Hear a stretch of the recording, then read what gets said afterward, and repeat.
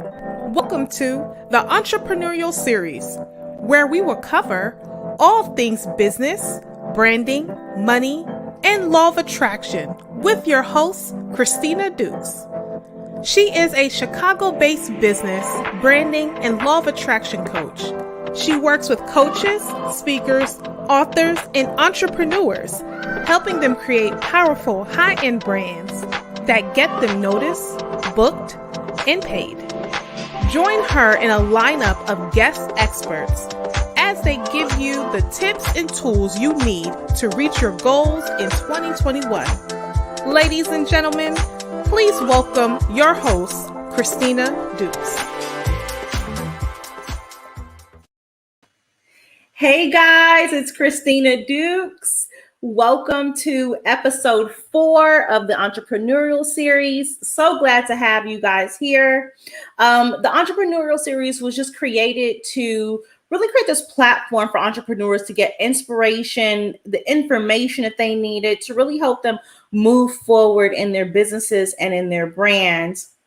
So today I'm going to have on guest expert Nik Sallie, and Nik is a trademark and copyright attorney to six-figure women in the corporate space. She's also a branding expert, and she has a course out there called Brand Magic. Nik is all about being a branding powerhouse. So today we're going to be talking about how to protect your brand and boss up. So help me in joining on Nik Sallie, trademark and copyright attorney and branding expert to six-figure women. Hello. Hey, how are you? Good. And I forgot to mention my spiritual bestie, spiritual sister. We just lit some Palo Santos before we got on to get the energy right. Yes. Okay. And Nik and I, we've been working together for quite a number of years. It's so interesting because how you meet someone in the business aspect and they end up becoming a friend, and then we can't get rid of each other. It's just kind of destined to be. But I think that's what life and relationships are really about, and especially when we're talking about the topic of branding, what you're attracting is your brand also like of what you're putting out, right? So we attracted someone with law of attraction, attracted each other with law of attraction, right? Yeah, for sure. Your vibe attracts your tribe. And so it's like, you fly in for my birthday, I fly up to see you, We did do that. That was my first time in Austin. You're my soul sister. So, if we're not doing, tarot cards together or something like that, then we're visiting crystal shops and stuff. So right. Got to keep it spiritual, Someone Exactly. said the other day, what was I reading? It was like, oh, you people and your crystals. But then it was talking about how in ultrasounds, they use crystals to get the formation of the, like how when you're pregnant, you get an ultrasound. Yeah. I didn't realize that there are crystals in there, and that's what helps them do the facial recognition of the baby and stuff. So it was just saying like how it's so much more powerful. We use even in rings, engagement rings and wedding rings, there's crystals in them. A diamond is a crystal, right? An emerald's a crystal. So we're wearing them, but I think a lot of times we're just not conscious of it. Crystals, they're in your cell phone, they're in your TV, they're in your watches. They have a scientific function as well as spiritual. So yeah, this stuff is all around us. I think some people are just catching up to it or whatever. They're like, it's legit. It's legit. Right, it's legit. I use tarot in my business consultations. If someone wants me to pull a tarot card for them about business dealings, I will. Like it's intuition and intellect go hand in hand. So right, very, very true. And I don't know, I was reading this a quote the other day, and it says, millionaires don't use astrology, billionaires do. And that was so interesting because we just recently had it was Jeff Bezos, right? That went to space on a full moon. So it had to mean something. It had to mean something, right? Because a lot of times we don't realize that a lot of these business events or different things are happening around astrological events. Like I didn't know, like companies, like large tech companies and things didn't do like upgrades and things during Mercury retrograde. They follow those trends because they've had historical disasters during these periods. So it's just kind of interesting to begin looking at it from a bigger, just perspective, right? Right. Like even we talk about things and we're not even too spiritual because we got to get onto the branding, but we think about things even like the honeymoon. Why do they call it a honeymoon? Right. So it's about moon cycles and things like that. Like the world is a lot more spiritual than we're acknowledging. Exactly. But I mean, you're on point. There's personal branding. There's also business branding. Yeah. I do both. But like, as for my personal brand as an attorney, it's niksallie.com, the home of holistic hustle. But it's also Nik Sallie, lawyer and light worker. Like, I'm sitting up here. I'm not one to wear a dark suit all the time. I'm not going in and out of court and things like that, especially, given our times. I'm not on Zoom in court. I'm a transactional attorney that focuses on trademarks and branding. And I'm also someone who's spiritual, and I weave both of those worlds in together with the lawyer and light worker. So right now I'm wearing plenty of moonstone right now because that's what I'm feeling called to wear, because that's part of my journey. I have crystals on all the time. Beautiful. So, I got my amethyst right here. There you go. So it's all good. Yep. So Nik, you kind of told us a little bit about who you are, but tell our audience more about what you do. Yeah, for sure. So I have a really interesting career path that is definitely not one that's a straight arrow. It's kind of been a winding road, and it's been super, super interesting. So really briefly, after college, I worked for EMI Music Marketing, which is, owned Virgin and Capitol Records. I was a marketing rep there, and I helped artists like Lenny Kravitz and supported other artists like Janet Jackson and Korn and so many others across a lot of different genres. And that made me really interested in entertainment law. So then I went to law school for that, and I realized that's called intellectual property. So I got my JD with a certification in IP law. And then after that, I went to work at Facebook. I was one of the founding members of their intellectual property operations team, and our global team built out the Notice and Takedown program, which is basically the program where if you find that your photographs or something else that's copyrighted by you is on Facebook without your permission, you can put Facebook on notice that this is happening and ask them to take it down, because whoever posted this photograph is not the copyright owner, you are. So we built out that process globally. And then I transitioned to sales and marketing, and I was the first healthcare rep there. And I helped to build that from just myself as a vertical to 3 different teams with 18 people in about 18 months. And I managed on average 8 figures in revenue per quarter with these Fortune 50 healthcare companies. So pharmaceutical companies, meditation companies, health tech companies, all of these things. And it's been really interesting to be in that healthcare space, because now I'm definitely all about self-care. But that marketing, legal, tech, social media background has really made me uniquely positioned to help startups with their branding and their marketing. Well, yay. Thank you, Nik, for bringing all that to the world. So can I ask you like a big question though? Sure. Sometimes we don't like talk about this, but like, so now like, you're a woman who's in her career, right? Like what was like your defining moment, like even as a kid or a teenager or in college, like knowing this was the path like you wanted to take?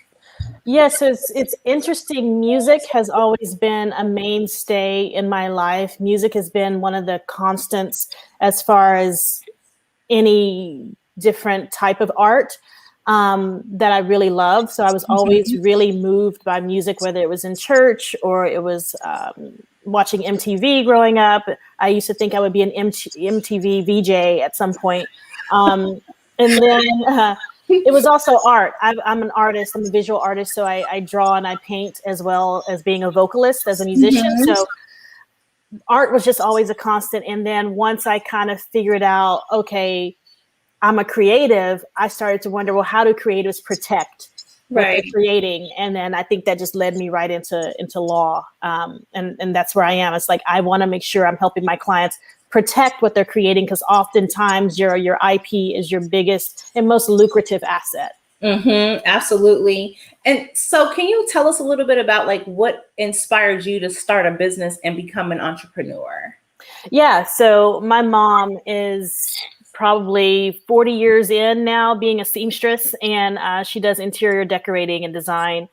And Oh, so I grew up seeing her hustle and run her own business, and was inspired by the autonomy and the creativity and things like that she was able to have in her business when, helping these clients figure out how to beautify their home and how to, you know, have a space that really resonates with them and reflects their personality. And so she would help them design the curtains and a custom couch or cushions. And the result was just beautiful because it wasn't just the physical result. It was the result of seeing the clients so happy with the way that their home looked now. So there was this tangible result of like, hey, you got a new couch. And then there's this intangible result of, raising this joy, cultivating this type of joy for the client.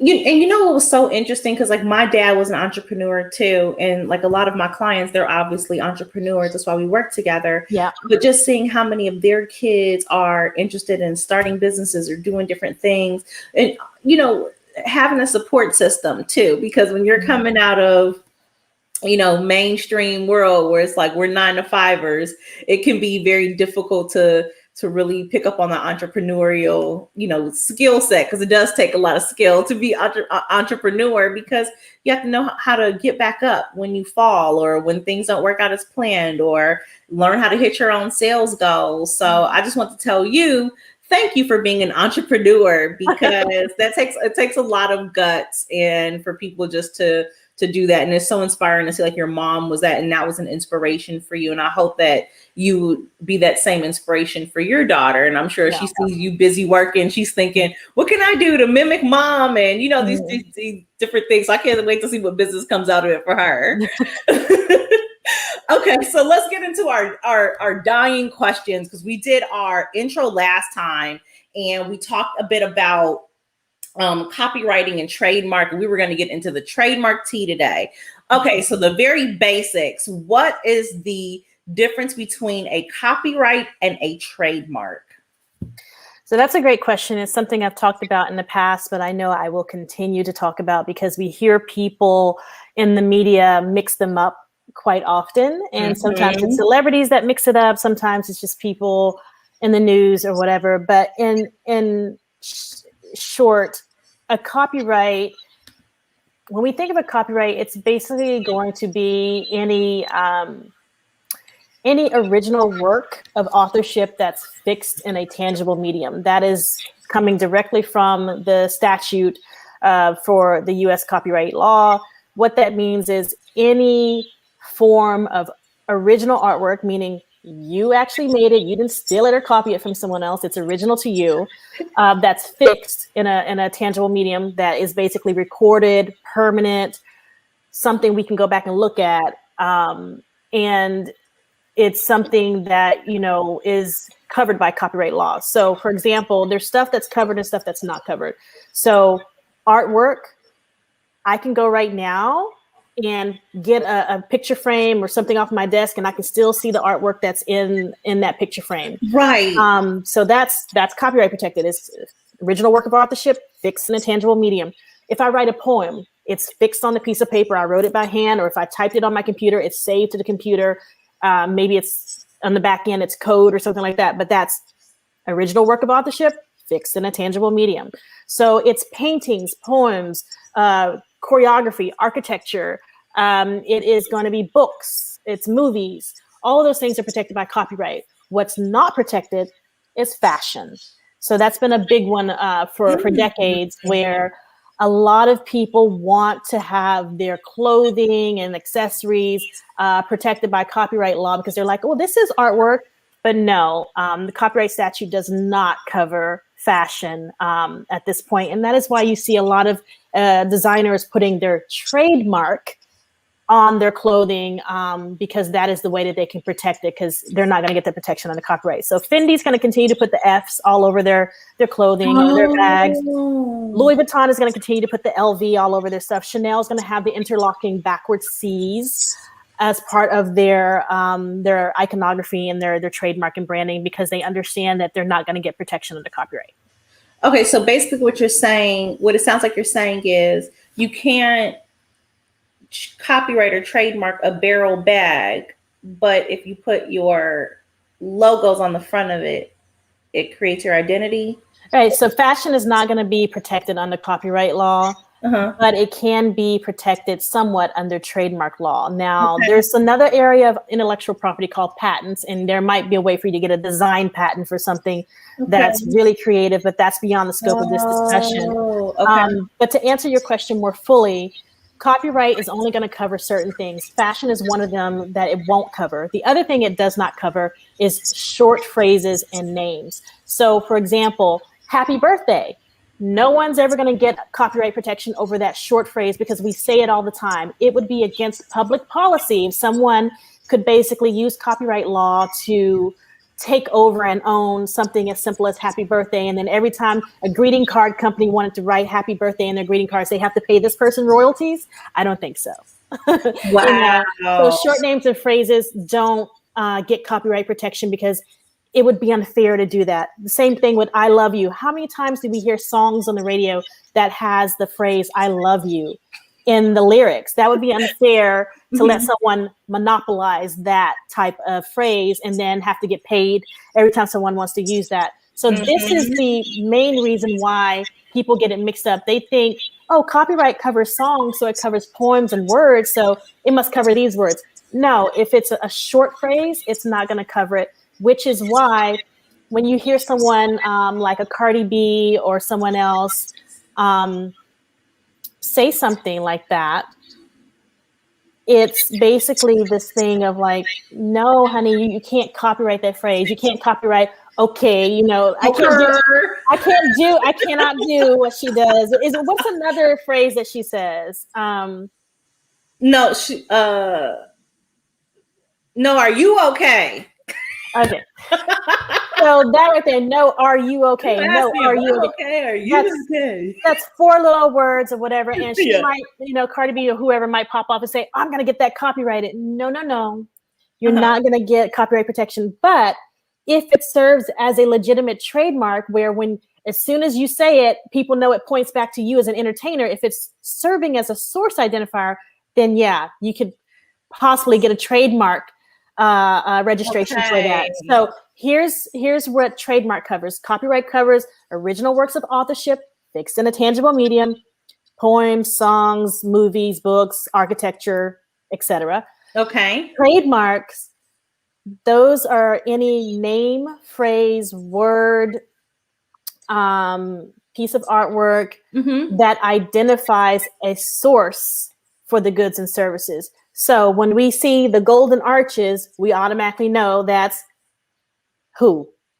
McDonald's, right? I get it right. Okay. That's the source. And what do they sell? Burgers, fries, shakes. So that golden arch, that logo serves as a source identifier that points you to McDonald's. And then from there, you know, what do they sell? So sometimes there's overlap because a logo can be considered artwork as well. And artwork is covered under copyright law. But if this is a source identifier for goods and services that are being offered in commerce, then it's a trademark. Got it. There's different levels to it. Sometimes people choose really weak marks that don't have a lot of strength. And then there's ways for you to choose a very strong trademark that's unique, that no one else is using. That will help you stay protected. And that's something I talk to my clients about all the time. So we have a question here from one of our guests, Real Talk Tina, and this is a similar question I have too. And I think we were talking about this as well. You sent me an article about your name. And so she wants to know, do I trademark or copyright my name, Real Talk Tina? So Real Talk Tina, first of all, that would be considered a short phrase. So it's probably not going to be protected under copyright law. However, if Real Talk Tina is connected to some kind of business, I would say that would be more on the lines of a trademark, possibly. Now, what you have to realize is there's a formula to this. It is the word or whatever you're using as the mark, the word or the logo in connection with the goods and services. So Real Talk Tina, what is that pointing to? Is that an online show? Is that a blog? Is it a website? what's the actual services or goods that are being offered in connection with the trademark. Got it. Tina, if you're still with us, if you could just let us know what Real Talk Tina is connected to, then Nik is going to give you some more information. So, Nik, you sent me this article the other day, and it was saying how if you don't own your name, you don't own your copyright. So is what you're suggesting to people is they should copyright their names? No, not at all. It's if you don't own your brand, if you don't own your trademark, you don't necessarily own your brand. Okay, it was a trademark. Sorry, yeah, I got it mixed up. Yep. So it's really this thing about how do I have an IP strategy in place when I start my business so that I own one of the most valuable assets I may have, which is the trademark itself. So a lot of people get confused on when they should start to file for a trademark application and when they shouldn't. So let me just briefly back up, and I just want to review copyright versus trademark and then go into trademark applications. Okay. So again, copyright is going to protect any type of original work of authorship fixed in a tangible medium. So any type of poem that's written down, a book that's written out, a song that's recorded on your phone, architecture, choreography, computer code, those things are protected by copyright law. Short words and phrases and names are not protected by copyright law, and fashion is not protected by copyright law. Trademarks are any word, logo, artwork, phrase, whatever it might be. It can even be a jingle or a tagline that points to a source identifier for goods and services. So that's McDonald's. That points to a company or a restaurant that serves burgers. It's Mercedes-Benz. That points to a company that makes high-end cars, et cetera, et cetera. So where we have a little bit of overlap is the logo. The logo can be protected as artwork by copyright law and trademark law, as long as the logo is being used in connection with those goods and services being offered to people.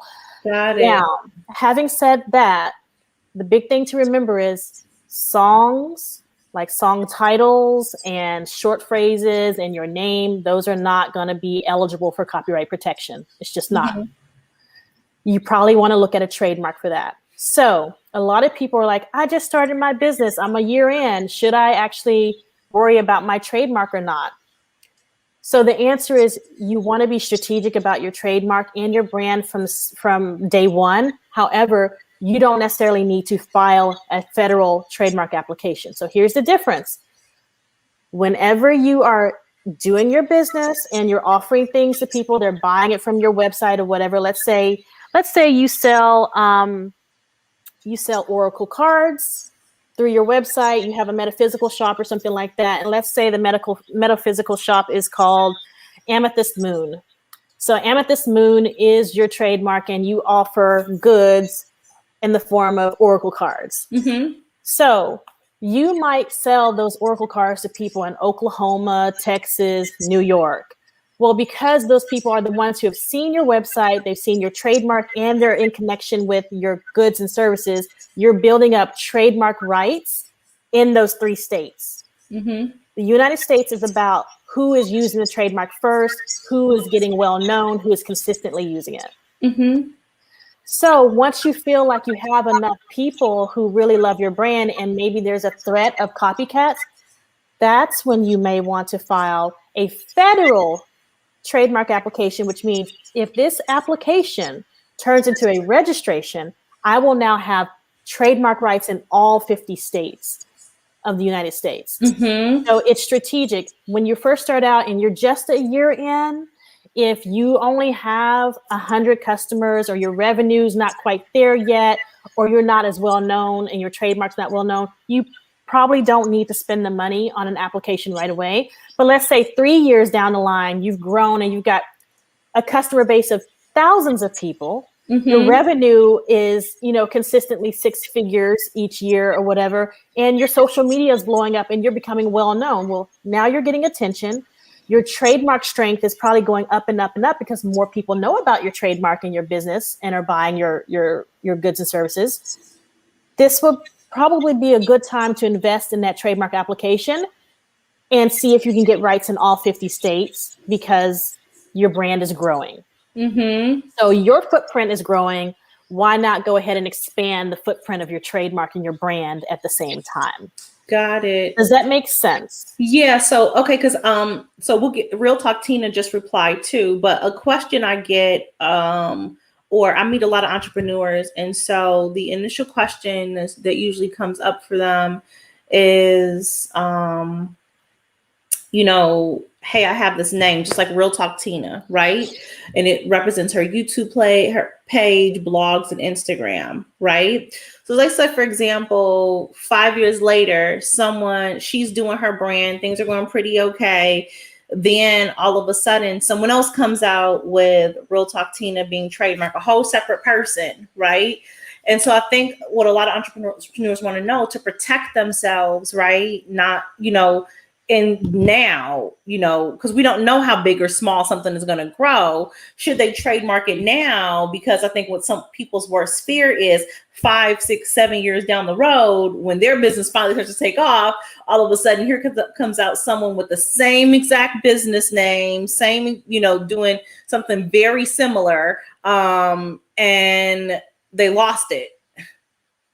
Yeah. So I get what you're saying. It's basically this fear of someone appropriating or stealing the name and then confusing people. Well, trademark law exists to prevent consumer confusion. Mm-hmm. So basically, when you go to Mercedes-Benz, you understand you're not walking into Toyota. It's right. two different styles of brands or whatever. You also know when you walk into Mercedes-Benz that you're not walking into McDonald's. There's no confusion. And this is why Delta Faucets and Delta Airlines can coexist, because it's two completely different industries that no one gets confused about. Mm-hmm. It's when you have, usually you see this in the mall, but you have something where there's a kiosk and from far away, it looks like the two backward C's like a Chanel. And you're like, but Chanel wouldn't be out in the middle of the mall. But you're a little confused, like, why is this person selling Chanel bags? And you get closer and closer and you see that something's a little off. Maybe it's two actual circles that they wanted to look like Chanel. They wanted to confuse you. So there we go with some real trademark infringement in real life. And so here's the thing.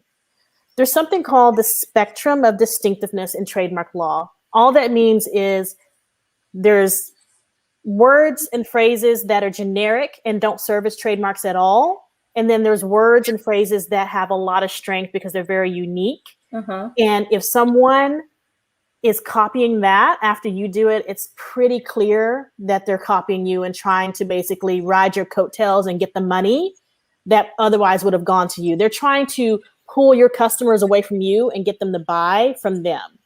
So I would say, again, you're getting what we call state or common law protections in whatever states that you're selling in. It's just that if you want to have protections in all of the states, that's when you go to the federal level and you go to the United States Patent and Trademark Office and you file an application with them in the hopes that you can get a whole like registration for your mark. And then you have ways that you can put people on notice. Right now, most people put a little TM at the end of their trademark that says trademark. That's basically what that stands for. However, once you get a registration, and only when you get a registration from the USPTO, you can change that TM to a circle R, which means this is registered and I have the rights to use this. And I am the only one that has the right to use this trademark in this industry. So for Real Talk Tina, if this is for her YouTube, her blog, website, Etsy store, I would say that she would have to do a clearance search first to see if there's any other Real Talk Tinas out there in the first place. That is step number one, because look, there's millions and millions and millions of us in the United States, and then there's billions of us in the world. We don't know which businesses are being, created each day. We don't know how many other Tinas there might be out there who are motivational speakers and trying to help women or whatever. So it's a matter of, all right, is there a Real Talk Tina that was using Real Talk Tina 10 years before I started? Or am I the Real Talk Tina and somebody else, I've been around for 5 years and somebody else just sprung up last month and they're saying that they're Real Talk Tina. You have to understand that not everything is malicious. There literally could be someone out there named Christina who's a motivational coach besides you, and who decided they want to help people, and they're just like, oh, I'm just going to do Real Talk Tina, or they might do Real Talk with Tina. Mm-hmm. Those are the types of things that might be confusing. If I was trying to Google Real Talk Tina and then Real Talk with Tina comes up as well, I might think, oh, is that an old website of hers? Is this the same person? That's real life consumer confusion. So you would want to do a clearance search just to check and see if anybody else is using a trademark that's similar or confusingly similar to yours in the first place. Then you have to make a decision, a business decision, on whether or not you want to keep your name or whether or not you want to, move on and do something else. So there's a lot of considerations in the IP strategy here, and there's a lot of timing issues that we have to look at. And that's what I go through with my clients, because I have to understand, what position are you in? Are you in the position where someone's infringing against you and you have the upper hand? Or are you in the position where you might possibly be infringing on someone else and you didn't know it? Mm-hmm. And we need to help you avoid litigation and being sued. Mm-hmm. So there's a lot of considerations there. So whether or not you want to actually file for your federal trademark application. So some people say, do I want to get a trademark or do I want to get this trademarked? When we say that, most people are talking about a federal application with the United States government so that you get rights in all 50 states. It really depends on the numbers. What's your revenue? How well known are you? How strong is your trademark? How many people are following you on social media? Basically, how popular are you to the point to where you're making good money and now you've got a target on your back where somebody wants to copy you or possibly sue you to try to take your money? Or, are you to a point where you're just growing and you're not well known, All those things are factors that I would talk with a client about to see, all right, does it make sense for us to file a trademark application or not? Here's another thing to really cook your noodle if you want to really think about things. There's different types of trademark applications, and I'll show you that in just a moment if you want. Yeah. With the Blue Ivy Carter. There is something called a 1A trademark application and a 1B trademark application. So because the United States is all about who used this trademark first, who was consistent, who's been, really, really putting time into it. You can think of a trademark as kind of like a little baby. It's like you got to feed it, you got to pay attention to it and love on it and take care of it for it to grow. Then you have two options. The 1A is you're already using this trademark in commerce. You're already offering things to people, whether it's for free or they're paying you for it. These oracle cards at Amethyst Moon, our fictional metaphysical shop. Now, if Amethyst Moon was like, all right, I'm 2 years out before I can do this store, but I want to try to hold on to this name, you can file a 1B, which is an intent to use. You're like telling the United States government, hey, we're building our business right now. We're getting funding together, but we want to kind of try to protect this thing while we're in the planning phase. We're going to file a 1B, meaning we intend to use this trademark in commerce in the future. And then once we actually do open up shop and we start selling these oracle cards, we're going to come back and upgrade this application from 1B to a 1A application, which is we're already using it. So you have some strategies there from a business standpoint. And that's what we were seeing Beyonce and her trademark holding company do with these different trademarks under that holding company, which includes Blue Ivy Carter.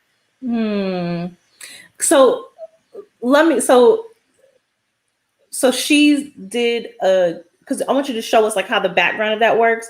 But basically, she was doing a trademark of Blue Ivy Carter and not a copyright. Exactly, because we now know that copyright does not cover short phrases or names. So it could be a trademark if it points to it, if it's a source identifier for goods and services.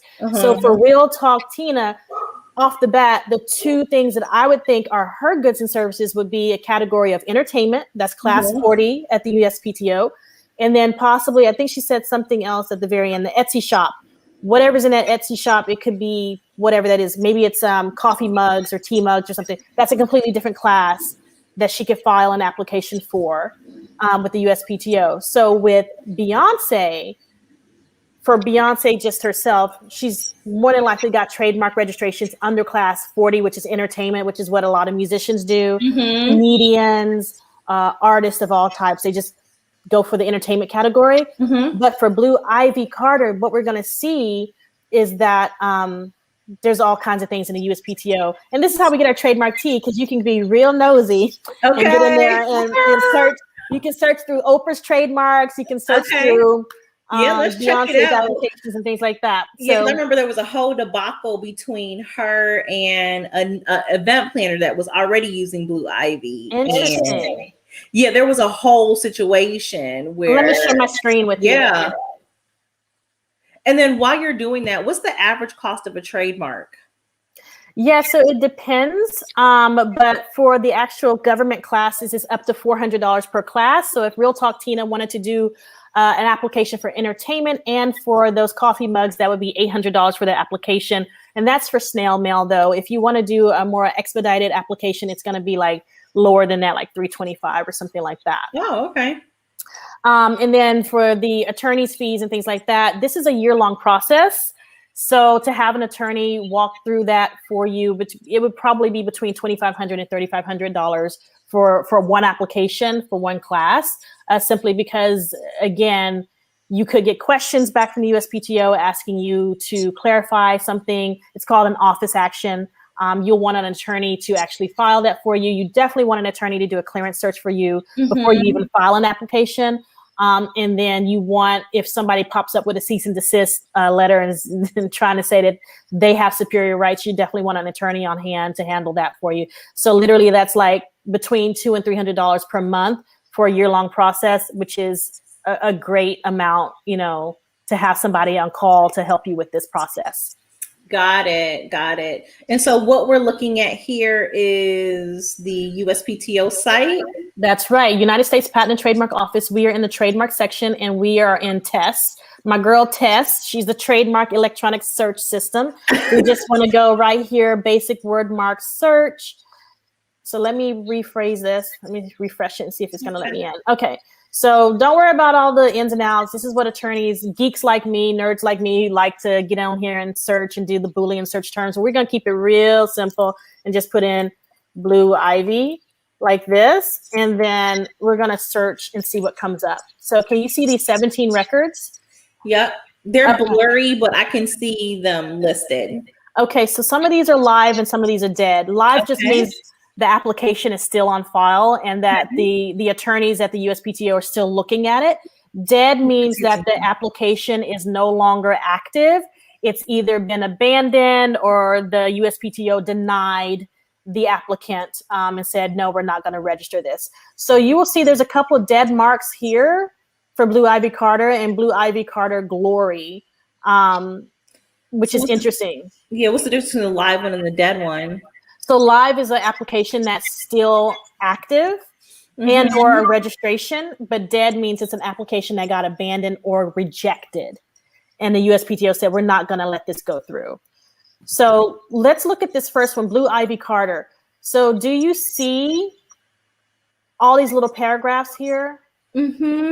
So international class, IC3, that's one class. International class, IC6. 9, 10, these are all different goods and services. So they're wanting to try to get Blue Ivy Carter registered in the class of fragrances, cosmetics, skincare products, also keychains, also DVD, CDs, audio and visual sound recordings, baby teething rings, baby carriages, plastic keychains, mugs, glassware, plastic water bottles, hair accessories. So they're just going in on everything that they want. Here's class 41 right here, entertainment services. Video games, dance events, all kinds of things. Wow. So you can see that this application is still live. It is a 1B, meaning it's an intent to use, which means they're not even offering this stuff for sale yet. But when they do, they'll be able to come back and say, oh, we filed this in 2016. We would love to have rights dated back to 2016. So they've been sitting on this application and just filing extensions since 2016 to keep this in play. So what we kind of see here is we don't know exactly what they're going to do with the Blue Ivy Carter mark, but it could possibly be that Blue Ivy might have some perfumes on the market one day.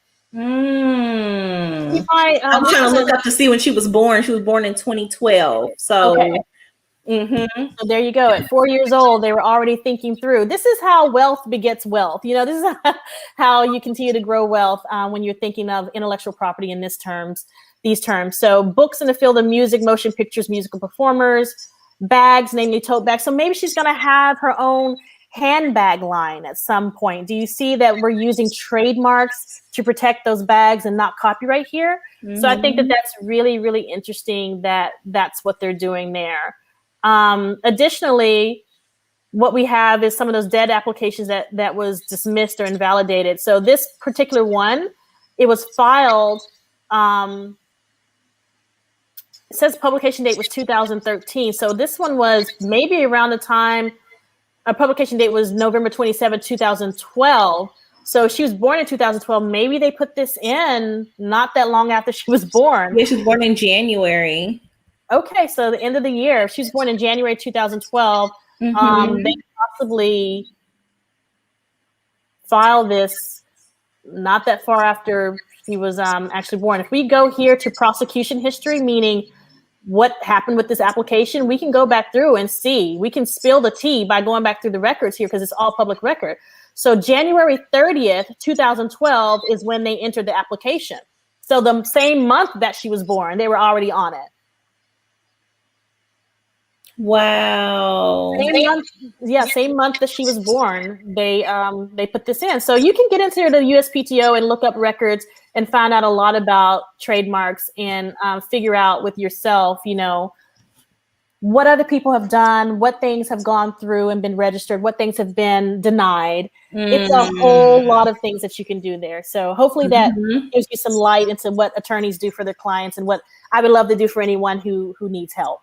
So. Definitely. And so as we, before we wrap up, can you just share like one or two quick tips that entrepreneurs can take right now to begin protecting some of their intellectual property, or like what are just some quick tips that they can utilize? Yeah. So when it comes to your branding and your trademark, when you choose your trademark, if you can think of it in 10 seconds or less, it's probably not that unique, and probably 100 other people have thought of the same thing in that industry. Mm-hmm. So you want to be more unique with your trademark. The other thing is when you do choose your branding, like your colors and your fonts and all these things, you want to make sure you stick with something consistently and that you're not changing out your colors on your website every week. Imagine what that feels like to a consumer who wants to buy from you. They're like, is this the website I visited last week? Oh my God, is this the same company? Did they get bought by someone? Is this a real website? They're not going to trust what they're seeing, and therefore they're not going to want to pull out the credit card and pay anything if you're all willy-nilly with your branding and not being consistent and professional about it. So you got to be decisive. It doesn't mean that you can't rebrand, but when you decide to rebrand and change your colors, it should be done with a branding expert or a trademark attorney who can help you walk through that strategically so you don't turn off and alienate the current customers you have or confuse them and then, miss out on money that should have been coming to you as revenue. Definitely. And so like we always hear it's important to have like a attorney on team, team. How important is it to have a intellectual property attorney on deck?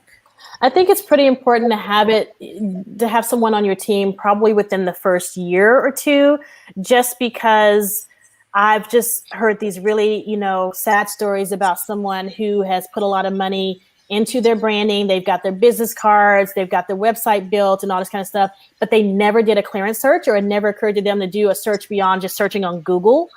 And now they're tens of thousands or maybe hundreds of thousands of dollars in, and people know their brand, and then they get that cease and desist letter that comes in the mail that says, hey, we've been using this for 20 years. Who are you? And by the way, we're going to sue you for all the money you made because that should have been coming to us, because you confused the clients that should have been coming to us. They paid you money that should have been ours. Ooh, okay. So that sounds critical. Yeah, it is heartbreaking when that happens to people, because they're like, oh my God, I love my trademark name so much. This is part of my identity. My fans, my clients know me by this name. I've got a website. I went and got all my Facebook usernames and Instagram usernames. And now how am I going to change all of that?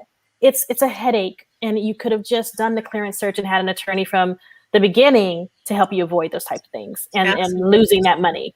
Absolutely. Well, Nik, I want to thank you for giving us this trademark tea. You're so welcome. You're so welcome. If anyone, how do we like stay in touch with you? How do we find out more about you and how to work with you? Yeah, so by all means, please go to my website, niksallie.com, NIKSALLIE.com. You'll find out how you can get on my email newsletter to stay up to date with me. You'll find out how to get on my calendar for consultations for 30 minutes or an hour or whatever you need.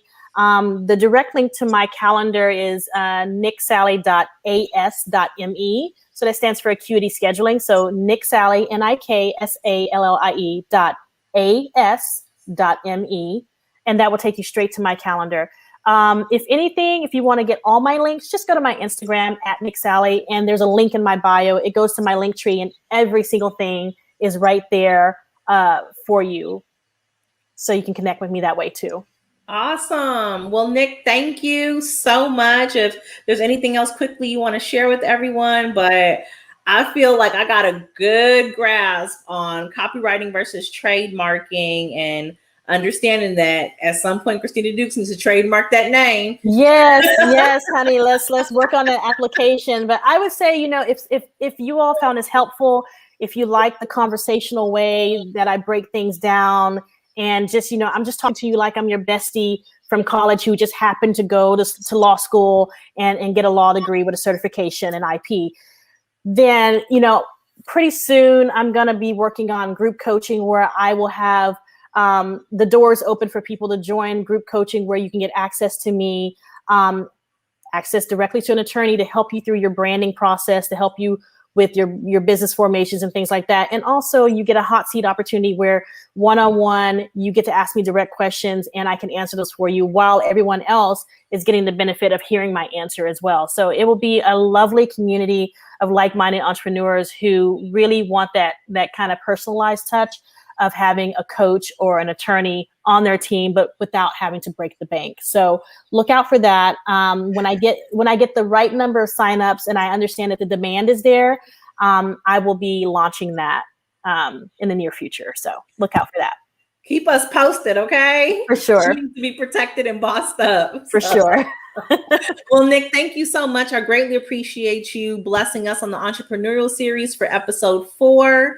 You guys stay tuned for our upcoming episodes. Just visit me online at ChristinaDukes.com and check out the Entrepreneurial Series to see our upcoming lineup. So thank you guys so much. And thank you, Nik.